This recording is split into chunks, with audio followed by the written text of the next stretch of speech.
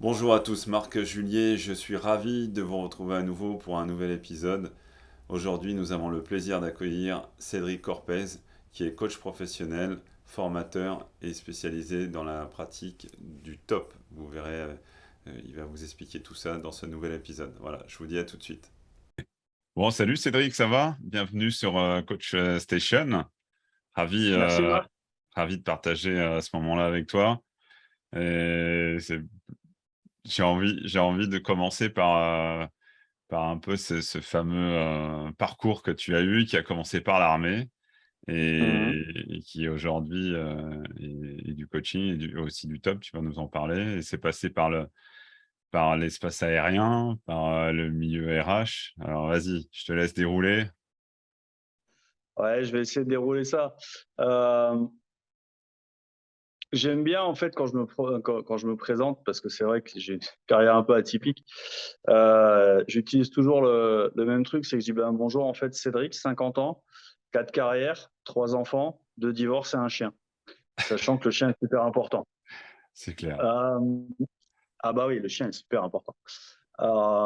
Donc ouais, effectivement, j'ai fait 4 carrières. J'ai commencé par l'armée il y a quelques années. Donc j'ai été sous-officier transmission dans des régiments d'infanterie et des chasseurs alpins, qui est une subdivision d'armes. Ouais, Euh, donc j'ai fait 9 ans d'active. Et puis après une longue interruption de service, je suis retourné en fait. J'ai des potes qui sont venus me rechercher et j'ai fait encore 6 ans et demi de réserve. Et j'ai quitté la réserve il y a un an et demi. alors Voilà. quand tu dis la réserve, c'est quoi le principe? C'est-à-dire que si on t'appelle, tu dois être disponible, c'est ça? C'est ça. Et après, tu choisis en fait quand est-ce que tu peux venir en fonction de tes disponibilités. D'accord, d'accord. T'es militaire à temps partiel en fait. Ok, Donc, moi, j'intervenais sur mes vacances, sur les week-ends, etc. d'accord. Voilà. C'est- Et donc, au bout de 9 ans, j'ai décidé de faire une première reconversion. Donc, je suis reparti dans le secteur aérien. Ouais, Euh, j'ai volé en fait en tant que personnel navigant commercial pendant un an et demi. d'accord, Euh, Là, c'est la bascule entre la France et la Suisse. J'étais à Genève. d'accord. Et puis après un an et demi, j'ai basculé au sol, où je m'occupais des avions privés gouvernementaux pour tout ce qui était logistique et besoins divers et variés, autant pour les avions, les équipages et les clients. La Donc, fameuse conciergerie, donc tu... ouais, c'est ça. C'est une sorte de conciergerie, si tu veux, où t'es là pour gérer tous les besoins. Donc ça part du fuel au catering, à la réservation de véhicules, à la réservation d'hôtels, etc. Autant pour les passagers que pour les membres d'équipage. Ouais, ok. Et en fait, à ce moment-là, au bout de quelques années, autant le secteur aérien, c'est un secteur qui est juste génial. Voilà, c'est un métier passion. Moi, ça m'a permis de rencontrer autant des chefs d'État que des groupes de musique, enfin voilà, c'était assez génial. Le petit souci en fait qu'il y avait, c'est que à ce moment-là, on avait décidé de fonder une famille avec la mère de mes enfants.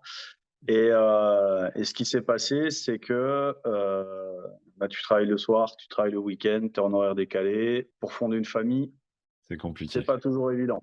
Ouais, Du coup, j'ai repris, en plus de mon boulot à 100%, j'ai repris une formation en ressources humaines. J'ai passé une licence en RH en cours d'emploi. d'accord. J'ai Donc, j'ai basculé dans les RH. ok. Là, du coup, t'es revenu en France pour ça. Alors, j'habitais en Suisse, j'ai passé mon diplôme en France, Ok, mais j'ai toujours travaillé en RH en Suisse. d'accord. Bah oui. Oui, Et j'y habitais en plus, donc voilà, bon, c'était quand même ouais, plus logique. ouais, ouais, Euh, euh, donc, j'ai commencé par travailler dans un des leaders du marché dans le recrutement. Ouais. Et puis à un moment donné, au bout de, je sais plus, 3 ans et demi, j'ai un de mes clients qui m'a dit, bon, tu voudrais pas élargir un peu ton scope de responsabilité. J'ai été aspiré, je travaillais dans une PME sur Genève, et puis de fil en aiguille, je travaillais dans les multinationales, etc. D'accord. Toujours à Genève. Et il y a 4 ans de ça, voilà, pour diverses raisons, j'ai décidé d'arrêter les RH où je faisais plus de la ressource et beaucoup moins d'humain, pour vraiment me consacrer à l'humain et, et à l'accompagnement. Donc, je me suis d'abord formé au coaching auprès de Lionel Calderini à l'école de coaching francophone. Qu'on salue. Donc tout ça jusqu'au diplôme RNCP de Ouais, coaching. Et ouais, suite en fait au premier confinement, en fait moi le début du confinement je l'ai pas vécu en France, j'étais en Norvège. d'accord, Pour ceux qui ont la vidéo, la photo qui est derrière, c'est ça. d'accord. J'étais en Norvège avec l'armée, et quand je suis rentré, en fait j'avais découvert les tops dans l'armée, parce Ouais, que ça vient de là. Et à ce moment-là, en fait, en rentrant, je me suis formé auprès de Laurent Soria, qui est le premier expert top à avoir été formé pour l'armée de l'air, qui est d'accord. référent pour l'armée de l'air. Je me suis formé au top, et du coup, maintenant, j'accompagne mes clients indifféremment avec l'une ou l'autre des techniques, voire avec les deux, en fonction de leurs besoins. OK. OK, donc on va dire que les tops aujourd'hui, ça fait partie de ta boîte à outils, de coach. Heu Clairement. et donc on va dire les gens t'abordent, avec cet outil-là en se disant: «Bon, ben, moi je suis pas issu de l'armée, je suis pas un pilote, ou tu vois, quelqu'un qui a fait carrière dans l'armée». Est-ce que ça peut me correspondre? Tu leur dis quoi dans ces moments-là? Tu leur dis, Ben, je leur explique simplement que ma plus jeune cliente, entre guillemets, j'ai commencé à lui faire des tops, elle avait 9 ans. C'est ma fille. ouais, Voilà, simplement. Donc, voilà, oui, effectivement, les tops, c'est une technique qui vient de l'armée, qui a été créée à l'origine pour les pilotes de chasse, et après, ça s'est diffusé dans les armées. ouais, Mais en fait, tout le monde peut en avoir besoin, et quel que soit, j'allais dire quel que soit l'âge, bon, il y a des limites, mais moi, ma fille, j'ai commencé à lui faire des tops parce que suite à séparation, déménagement, etc., elle avait de la peine à s'endormir ouais, parce qu'elle gérait pas ses émotions, en fait. ouais, Et ouais. du coup, bah, Et je lui et fais ça, et aujourd'hui, enfin là, ça fait plus d'1 an, quand elle a des soucis pour s'endormir, elle vient pas me demander une histoire du haut de ses 10 ans, elle vient me demander une relaxation top. oh, c'est chouette, c'est chouette. Et du coup, est-ce qu'il faut une aptitude particulière, physique ou c'est, non? Aucune, Aucune? aucune. OK, Quand on parle, alors les tops, si tu veux, pour vas-y, t'expliquer un petit peu la vas-y, la méthode, je t'en prie. les tops, ça a été créé par le docteur Edith Perrault-Pierre qui était médecin militaire, heu, qui est médecin, et qui a développé ça à l'origine pour les pilotes de chasse. Donc là, on peut se dire: «OK, c'est l'élite, et cetera». Soit. Sauf que pour utiliser les tops, n'importe qui peut les utiliser. Les tops, c'est là pour 3 choses. On l'utilise en tout cas pour 3 choses. C'est premièrement, comme j'en ai parlé, c'est gérer son stress et ses émotions. OK, La deuxième chose, c'est gérer sa motivation, et la troisième chose, c'est gérer sa fatigue et sa récupération. OK, OK? Et pour ça, on utilise 3 piliers. Ces 3 piliers, c'est quoi? Le premier, ça va être les respirations, les différents types de respiration. Soit pour te dynamiser parce que tu es un petit peu trop bas, soit pour te calmer. On d'accord. va utiliser des types de respiration qui vont être différentes. Le deuxième pilier, ça va être l'imagerie mentale. Si je te parle d'imagerie mentale, tu vas me répondre par quoi? C'est quoi pour toi l'imagerie Visualisation, mentale? La visuali visualisation. Ouais, bah d'accord, ouais, ouais, ouais, évidemment. mmh, Mais sauf que tu as 5 sens et que la visualisation, c'est un de tes sens. Les 4 autres, t'en fais quoi? Donc effectivement, on n'est pas tous pareils. Tu fais Eh allusion au non, VACOG. Ouais. c'est ça, c'est le VACOG. Donc en fait, on a tous 2 voire 3 canaux préférentiels. À toi de le découvrir. Donc l'idée des tops, c'est dans les premières séances de faire déguster et de faire comprendre aux gens, OK, c'est quoi ton canal ou tes canaux préférentiels? C'est chouette ça, c'est chouette. Ouais. Heu et c'est comme les respirations dont je parlais tout à l'heure. Je vais faire déguster en fait à mes clients ou mes élèves, heu, le différents types de respiration, même au niveau d'une respiration calmante, tu vas avoir 3-4 techniques différentes. Et en fait, c'est à chacun d'utiliser celle qui lui convient le mieux. Ouais. Voire d'en sélectionner une ou deux qui leur plaisent, mais enfin 2 ou 3 même, et ils vont les utiliser à des moments différents. Moi, Ça par marche. exemple, j'ai 3 techniques de respiration pour me calmer. Il y en a une que j'utilise pour m'endormir. Si j'utilise en pleine journée, Ouais, je suis out of order pour 2 heures, quoi. Voilà. ouais, C'est ouais. après, ben, tu crées ta boîte à outils, et avec cette boîte à outils, heu, tu utilises ce dont tu as besoin au moment opportun. C'est chouette, c'est chouette. Donc c'est vraiment du sur mesure, j'allais dire, hein, parce que C'est du sur mesure total, ouais, total. Et donc le troisième pilier, dont je parlais, c'est les relaxations. Et là aussi, ben, tu vas avoir différentes techniques de relaxation, base musculaire ou mentale, heu, que chacun peut utiliser, et ben, on va utiliser l'une ou l'autre en fonction de son besoin et de ce qui nous convient.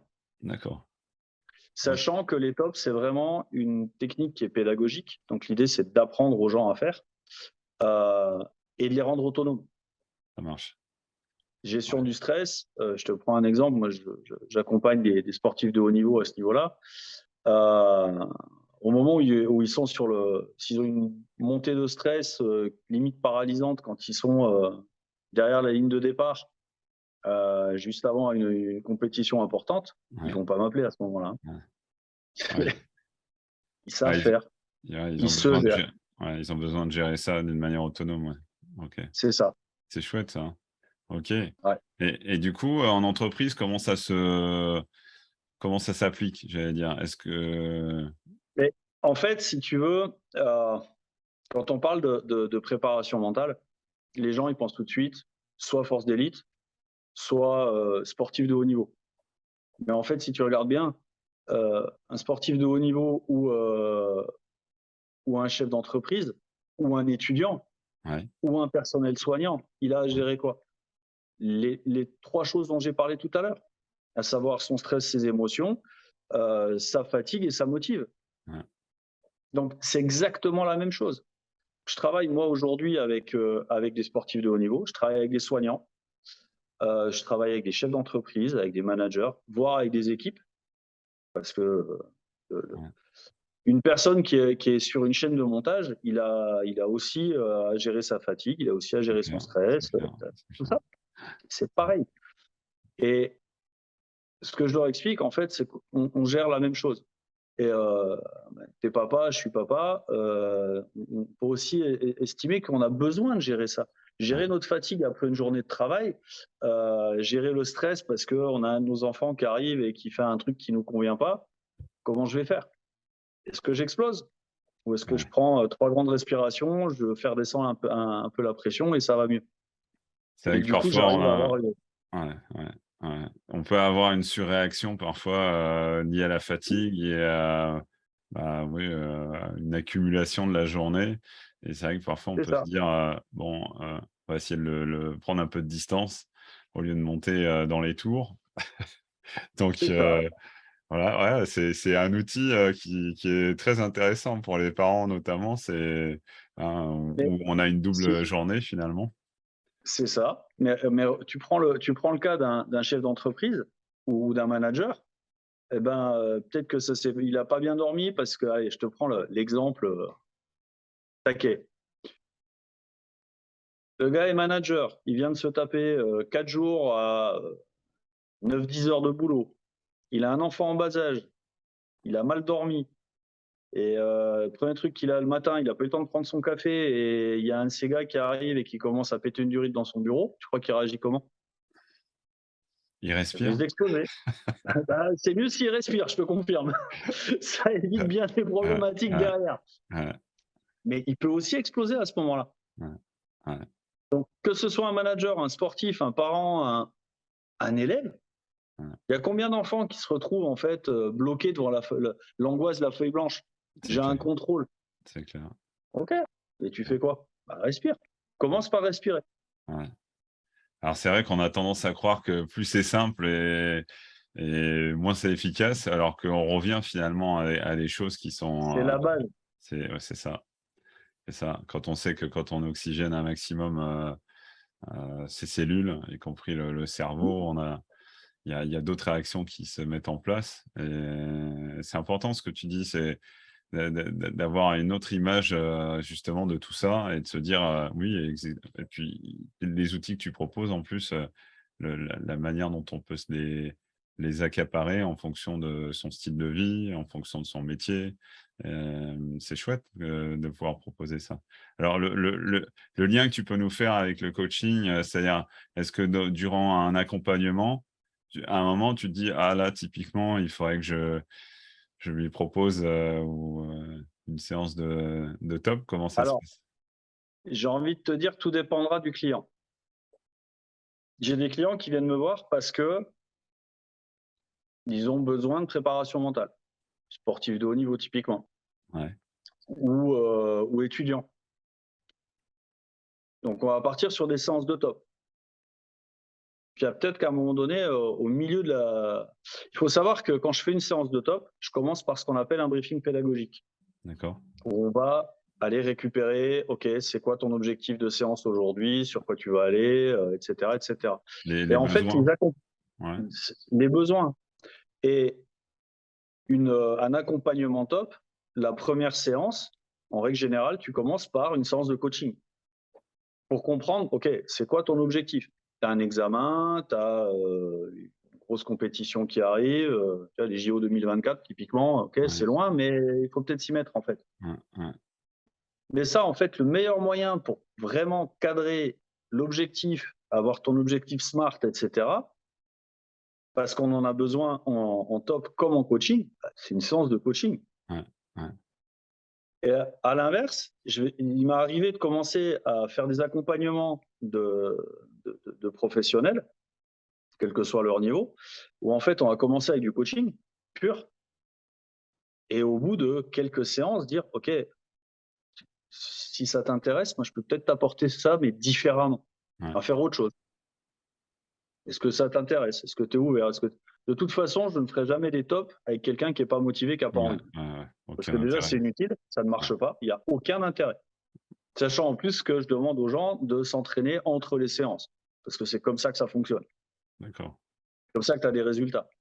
d'accord. Mais du coup, bah, ça m'arrive au milieu de dire, ben, et on a des protocoles en fait en top, enfin, essentiellement un, qui te permet vraiment de préparer un objectif et de préparer en fait toutes les différentes étapes qui vont t'y amener.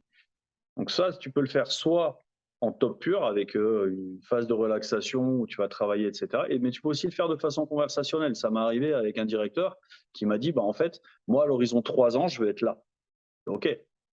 En fait, on a utilisé le même schéma qu'en top, mais en conversationnel, en lui disant, OK, ça, c'est 3 ans. C'est quoi ton objectif à 1 an? C'est ton objectif à 2 ans.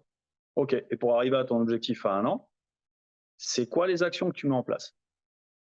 Donc ça se rejoint énormément, c'est Ah bah, typiquement du coaching. c'est Qu'est-ce clair, que tu mets en place pour arriver à ton objectif? c'est clair. Sauf que je lui avais fait un petit schéma, sur un tableau en lui disant: «Bah, voilà, ça c'est une technique top. Nous on travaille comme ça, heu et bah, tu sais quoi? On va le faire mais en conversationnel et tu vas réfléchir au truc». Et il a mis ça en place, sauf que ce qui était très drôle, c'est que, à la séance suivante, il m'a dit: «Ouais, en fait, il y a des trucs que j'avais mis en place, mais en fait j'ai changé l'ordre et cetera, parce que ça me Ouais, paraissait plus logique». OK, c'est ta responsabilité, hein. ouais. Le fait de le poser, ouais, c'est le fait de le poser, finalement de le visualiser, ça permet effectivement au client après Bah, se l'approprier, différemment. Parce que c'est vrai que tant qu'ils n'ont pas échangé, avec toi ou, un coach, justement, ça sert aussi à ça, d'un moment de poser des choses et de voir sous quel angle on a envie de les aborder, comment on veut les travailler ou pas. Parfois, il y a des moments où on met un peu, sous le tapis les choses, sur lesquelles il va falloir quand même travailler. Ça dépend du client, ça dépend de chacun. Mmh. Mais ce qui était important dans ce que tu disais, c'est vraiment, la notion d'écologie effectivement où tu fais ça en fonction des besoins, du client et de ce qui va être le plus adapté pour lui quoi, finalement. C'est ça, c'est Ouais, exactement ça. OK et du coup, est-ce qu'il y a j'allais dire, tu sens des liens aussi? Tu parlais de l'armée, alors je sais pas si tu as encore des contacts au sein de l'armée? Est-ce Mmh. que tu sens au sein de l'armée qu'il y a des gens qui s'intéressent au coaching? J'allais dire, indépendamment de l'univers des tops? Je te Il y a énormément de gens en fait qui ont commencé par les tops et qui derrière vont développer des techniques, qui s'apparentent au coaching. D'accord, d'accord, Il y a pas à ma connaissance en tout cas, il y a pas encore de coach dans l'armée. d'accord. C'était un peu ma question. OK, OK et du coup, est-ce que toi tu as envie de donner des conseils à des personnes qui, enfin, de donner des astuces pour des personnes qui, à un moment, justement, auraient envie de de s'orienter dans le coaching ou dans la formation au niveau des tops? Qu'est-ce que tu as envie de leur proposer s'ils ont envie d'avoir ce type de parcours? Sachant qu'ils sont Déjà pas forcément de de bien réfléchir à ce qu'ils veulent faire, heu, quelles sont leurs valeurs, qu'est-ce qu'ils veulent apporter. Heu, pour moi ça c'est essentiel. Après, je pense que pour se lancer dans le coaching ou enfin l'accompagnement en toute généralité, il faut avoir au moins une première vie avant. d'accord. Parce que clairement, même si moi j'ai accompagné des gens, honnêtement, leur job, j'y comprends rien. Ouais, ouais, C'est pas grave. ouais. C'est En revanche, je peux faire des liens avec leurs expériences, leurs ressentis par rapport à du vécu. Quand je ouais, parle de vécu, c'est autant le mien que les gens autour de moi. Et je pense que c'est important d'avoir un certain vécu pour pouvoir réellement accompagner de façon efficace des gens. d'accord. OK, Voilà. d'accord Heu, et après, est-ce que le fait que alors toi, je sais que tu es bon, tu un sportif dans l'âme, mais est-ce que du coup, est-ce que ça a un lien avec l'école de coaching que tu as choisie? Ou est-ce que, ça avait rien à voir? C'est-à-dire, est-ce qu'aujourd'hui quelqu'un peut s'orienter dans une école, type, enfin, quelle qu'elle soit? Aujourd'hui, il y a des très bonnes écoles, qui proposent des mmh certifications RNCP. Est-ce qu'il y a quand même, à la base quelque chose qui doit faire, écho avec, le futur, coach? Je veux dire, est-ce que toi, le fait que tu aies choisi cette école et que le directeur de cette école, c'est un ancien sportif, ça fait écho chez toi ou? En fait, quand je l'ai choisi, je le savais pas. D'accord, donc ça a pas de lien. Alors qu'est-ce qui t'a fait choisir cette Alors école du coup? alors, parce que j'ai rencontré quelqu'un qui l'avait fait et qui me l'a recommandé. D'accord, Heu, après, heu, je pense que la connexion avec, tu sais, on parle toujours de faire l'alliance avec son client en coaching. c'est vrai. Je pense que dans la formation, c'est la même chose. D'accord. Heu, le fait que, à l'issue de la 1re session, des bases, coaching, le fait que, il y ait eu l'alliance, que, oui, on avait des valeurs communes, que oui, on a pu échanger sur le sport, bah, ça m'a donné envie de continuer avec lui, D'accord. avec Lionel. J'aurais pas eu, ce contact avec lui, rien ne dit que j'aurais continué dans cette Ouais, école-là, j'aurais pu en ouais, prendre une autre. ouais. Ouais, donc ça t'a quand même, ça a quand même joué, on va dire. Oui, bien sûr, bien OK, sûr. OK. Tu es enfin, c'est comme quelqu'un qui m'explique en fait il va s'associer avec quelqu'un et je dis: «Et tu t'entends bien avec?» «Ah non, non, je peux pas le voir. J'ai Ouais, pas de connexion». ouais, ouais. Quand je le vois le matin, j'ai envie de vomir. Ouais, super. Tu sais quoi? Continue, je suis sûr en fait que ta boîte, elle va mais cartonner Ouais, ouais. ou tu vas te cartonner toi. Mais après c'est à toi de voir. Bon, bah, en tout cas, Non, c'est mais chouette. tu comprends ce que je veux dire. Ouais, ouais, ouais, ouais, Bah, tu t'associes avec des gens avec qui tu as envie de travailler. ouais. Et ben, pour moi, quand tu te formes avec des gens avec qui tu as envie de bosser et qui t'apportent des choses qui résonnent en toi. Tu as vraiment eu, le Cédric d'avant et le Cédric d'après, avant la formation et après, tu as senti vraiment il y avait Ah quelque oui, chose clairement, qui avait changé, qui avait switché? clairement. Mais que ce soit avec, quand j'ai fait la formation en coaching ou la formation en C'est top, au hein. top. Ouais, Ah oui, bien sûr. ouais. Bien sûr, tu rencontres des gens, tu échanges, ils t'apportent des choses, ils te font réfléchir, ils te remettent parfois en question. Des fois, ça gratte un peu, mais c'est ça qui est génial. Ouais, C'est ça qui est génial. j'avais échangé avec Nada, une coach aussi, elle m'avait dit: «J'ai jamais autant pleuré que pendant ma formation, quand on faisait des» alors, elle y a été un peu fort parce que je pense que elle avait déjà démarré de la supervision. C'est vrai que normalement, là, on l'a fait plus quand on est sorti, d'école, mais Mmh. elle avait commencé comme ça et ça avait marqué qu'elle me dise ça. Elle m'a dit: «Écoute Marc, je pense que, j'ai jamais autant pleuré» parce que justement, à chaque fois qu'elle faisait des introspections, un travail sur elle, ça il y avait plein de choses qui remontaient. Bon, c'était lié à son histoire, hein. Ça veut pas dire qu'à chaque fois Mmh.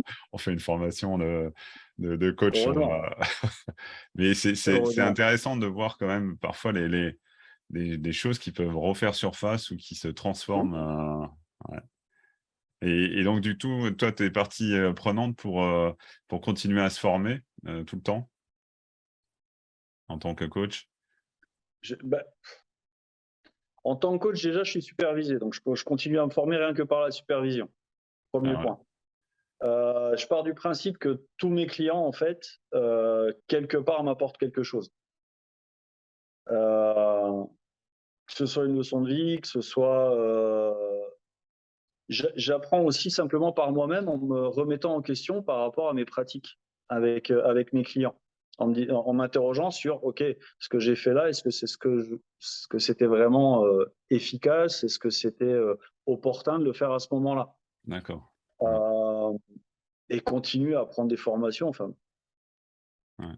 C'est important ce que tu dis aussi là. si Ouais, si je me forme pas, j'ai l'habitude de dire une journée où j'ai rien appris, c'est une journée de perdue.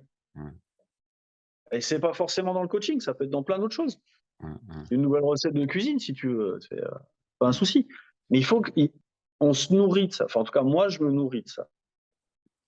Le fait d'apprendre, on est des ouais, ce qu'on disait, on est des éternels étudiants Mmh, et du coup, c'est important que tu mettes en avant aussi le fait qu'il y a un travail, entre chaque séance, de la part du coaché et aussi de la part du coach où justement il y a une nécessité à un moment bah, de se mettre un petit peu comme ça à distance et de voir tout ce qui a été fait avec, le coaché durant la séance.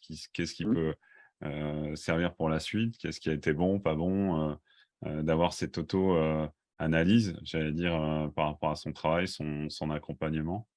Ça, c'est important que tu mettes ça en avant parce que les gens qui connaissent pas le coaching s'imaginent pas forcément qu'il puisse y avoir ce type de travail entre mmh, chaque séance. Et le but de Coach, Station, c'est vraiment de mettre en avant, bah, différents profils de coach, mais aussi, de mettre en avant le travail qui est fait. Tu parlais de la supervision, là, c'est du coaching de coach, on va dire, c'est là alors c'est soit en individuel, soit en groupe, mais mmh. les gens ne le savent pas forcément qu'effectivement un coach, à un moment, il peut poser des choses, à son superviseur ou sa superviseuse et puis dire, «Bah, là-dessus, j'avance pas avec mon coaché» ou enfin, il y a différentes problématiques qui peuvent être posées et c'est bien que tu puisses, faire, cette parenthèse Et là aussi. voilà, et l'avantage en plus de la supervision, c'est que, par rapport à la confidentialité avec ton coaché, elle est absolument pas remise en question. C'est ça qui est super important. Ouais. Ah ouais. Ouais, alors il y a de la confidentialité, hein, tout comme l'accompagnement en coaching, puis il y a aussi une bienveillance et c'est important que la personne, quand elle pose, des choses comme ça, elle sente pas qu'elle est jugée, Mmh. ou on Bien va sûr, faire bien bon, bah, sûr. est-ce que je sais pas si je t'en avais parlé, mais c'est vrai que de temps en temps, on propose des bouquins, des choses qui peuvent, Ouais, faire découvrir, ouais, tu m'en avais parlé. est-ce que tu as envie de nous partager quelque chose? Moi, j'ai un bouquin l'année dernière que j'avais lu, pendant mes vacances. Parce que même pendant mes vacances, en fait, je continue à me former quelque part. Ouais, c'est chouette. Et ça s'appelle le coach et son cousin le philosophe. Alors, Et c'est un bouquin que j'avais trouvé assez génial parce que en fait, ça se lit presque comme un roman au début. Après, ça devient un peu plus pointu, mais même au moment où c'est un peu plus pointu, ça se lit très bien. Où en fait, c'est un dialogue dans une voiture entre une philosophe et un coach. d'accord. Et ce qui est rigolo, en fait, c'est que ils échangent sur leurs pratiques et les liens qu'on peut faire entre le coaching et la philosophie. Et c'est, enfin moi je m'étais éclaté en lisant ce bouquin Voilà. parce que c'est en fait quand tu le lis, tu dis bah oui évidemment. Ouais. Et en même temps, tu apprends plein de choses. Enfin moi, j'ai pas fait franchement des études en philo, hein, même si j'ai toujours bien aimé ça. Ouais. Et j'ai découvert en fait des courants de pensée philosophiques que je ne connaissais pas et ouais, ça m'a bien amusé. Ouais et puis c'est de l'humain, ouais, c'est vrai que c'est Ça l'humain reste de l'humain. aussi. Ouais, ouais, ouais. Ouais, c'est chouette. Bon, on le mettra dans la description, dans c'est chouette, je mettrai le lien. Je rappelle aussi que, on mettra tes coordonnées, qu'on puisse, Mmh. qu'on puisse te contacter et je te remercie vraiment Cédric d'avoir consacré, du temps, durant cet épisode. Je remercie, aussi à tous ceux qui nous suivent et nous soutiennent. N'hésitez pas à partager, le plus possible, hein. C'est comme ça on fait grandir ce projet et puis merci, à ceux qui nous ont suivis jusqu'au bout. Voilà, on se dit à bientôt Cédric pour de nouvelles aventures. Ouais. Merci à toi Marc, de Bon m'avoir courage invité et puis, oh ça va bien se passer. pour la rentrée. Ouais, ça va bien se passer. Bon, à bientôt Cédric. Salut. À bientôt Marc.